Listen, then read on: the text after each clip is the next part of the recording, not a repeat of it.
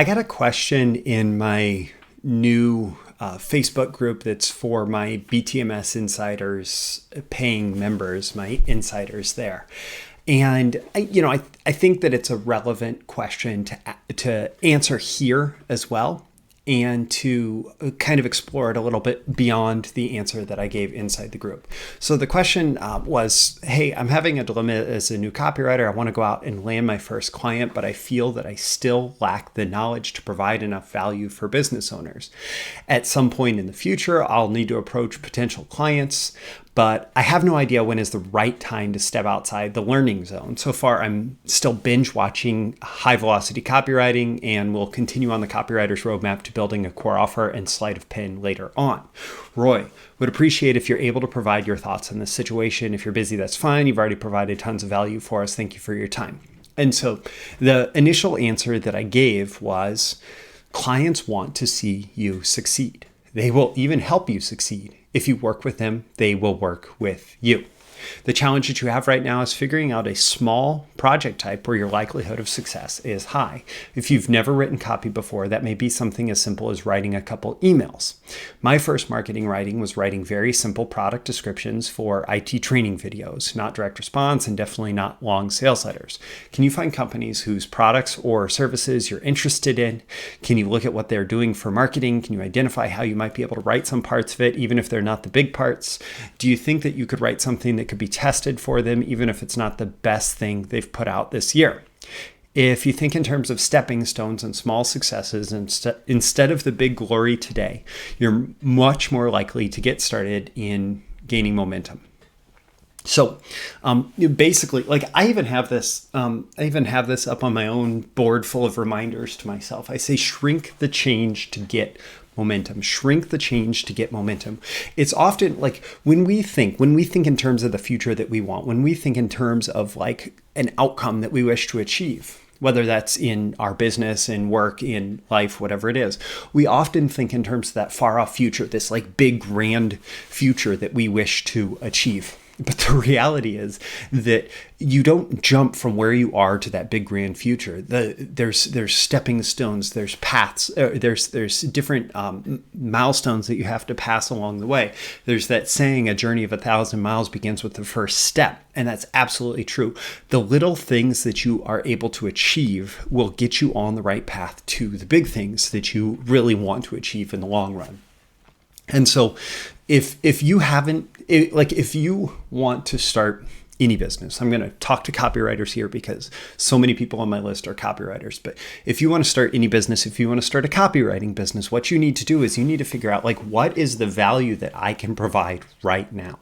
Not like, what is this, I want to be like Roy Furr, and I want to write these gigantic funnels, and I want to write long form VSLs, sales letters, and I want to write, 10,000 words that converts cold traffic into, raving buyers. No, like you don't have to start there. In fact, trying to start there may actually be counterproductive to your success, because you may be met with failure after failure because you're trying to go too big too early. So instead, focus on, okay, what can I do that like, number one, what type of projects, even if you have to go to like Upwork or some freelance job site just to prove to yourself that you can get paid money in exchange for creating value for a client. What type of projects can you do that are going to get you a little bit of income today and that are going to get you a little bit of success today? And then the goal is to work out of that as quick as possible. So I wrote this thing that I wrote a blog post for a client, and there was a call to action on the end, but it wasn't really much of a direct response piece. Great. I got paid. A lot of my early freelance projects were actually writing articles for clients. Now, the intention of the article was to drive traffic to a sales letter, but I wrote a ton of articles in order to drive traffic to sales letters so that I could get paid initially. And I was getting $100, $200 an article, and just bringing in all those extra paychecks by writing article after article after article.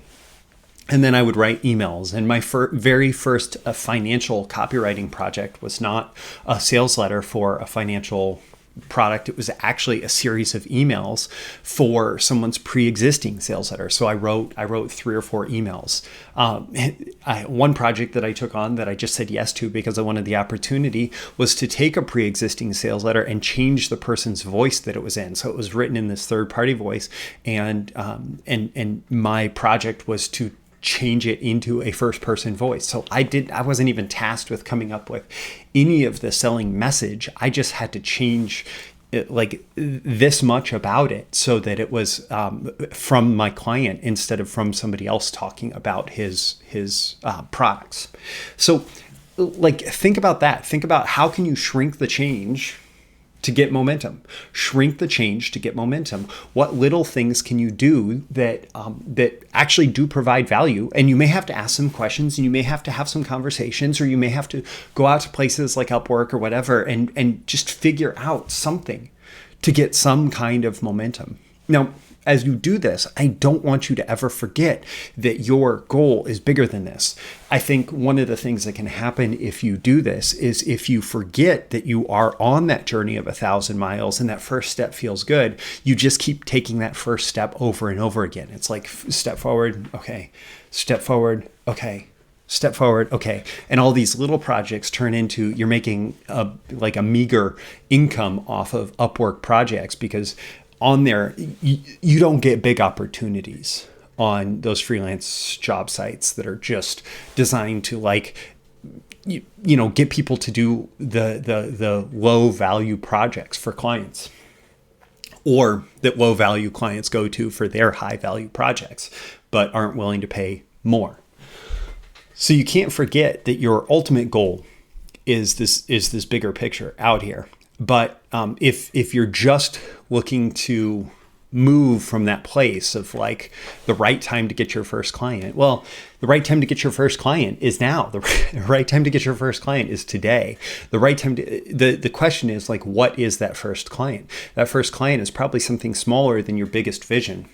And that's okay, because your intention right now is to get that motivation, to get that momentum, to get moving, and to hop on the cycle. Actually, this conversation going on in the Facebook group, somebody mentioned, or actually the guy who asked the initial question mentioned Dan Sullivan and the 4 C's model.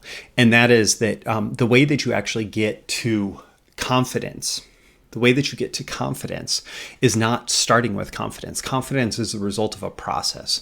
And that process starts with commitment to do an action, even when you don't know if you can succeed.